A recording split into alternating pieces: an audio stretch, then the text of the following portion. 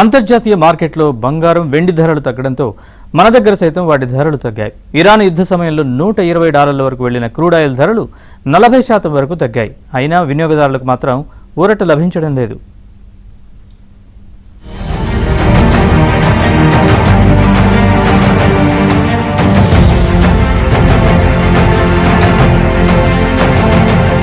పశ్చిమాసియాలో ఉద్రిక్తలు చల్లారడంతో చమురు రవాణాకు జీవనాడి అయిన హార్ముజ్ జలసంధిలో నౌకల రాకపోకలు వేగవంతమవుతున్నాయి. దీంతో అంతర్జాతీయ మార్కెట్లో గత కొన్ని రోజులుగా చమురు ధరలు భారీగా దిగొస్తున్నాయి.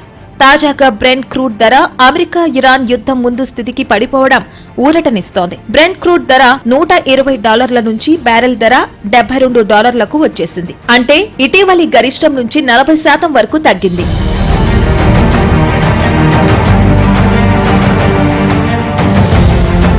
యుద్ధ సమయంలో అనిశ్చితి నెలకొనడం, అంతర్జాతీయ మార్కెట్లో క్రూడాయిల్ ధరలు పెరగడంతో ఇక్కడ భారీగా పెట్రోల్, డీజిల్ ధరలు పెంచారు.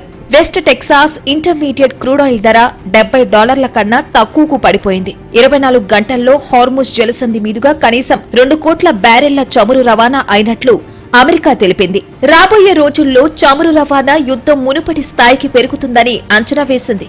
పశ్చిమాసియాలో యుద్ధం ముగియడంతో పాటు ఇరాన్ చమురుపై అమెరికా ఆంక్షలను సడలించడం వంటి కారణాలతో క్రూడాయిల్ ధరలు దిగొస్తున్నాయి. యుద్ధం ముగిసింది, మరి ఆయిల్ ధరలు $115 నుంచి $80 తగ్గింది. రేపు $70, $60 కూడా తగ్గుతుండొచ్చు.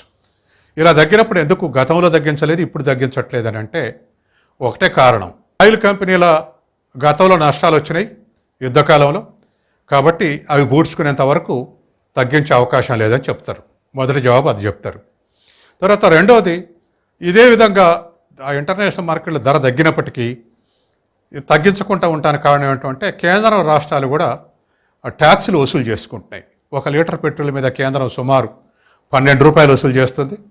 తర్వాత రాష్ట్రాలు 30 నుంచి $35 మధ్యన వివిధ రాష్ట్రాల తేడాలతోటి వసూలు చేస్తున్నాయి. కాబట్టి ఖచ్చితంగా ఇంటర్నేషనల్ మార్కెట్లకు అనుగుణంగా ధరలు సవరించాల్సినటువంటి అవసరం ఉందనేది ఒక ప్రజా ఉద్యమం బిల్డప్ అయితే తప్ప, లేకపోతే ప్రభుత్వాలు కానీ, కేంద్ర రాష్ట్ర ప్రభుత్వాలు కానీ, ఆయిల్ కంపెనీలు కానీ ఇవాళ కన్జ్యూమర్స్కు అవకాశం ఇచ్చేటువంటి అవకాశం లేదు.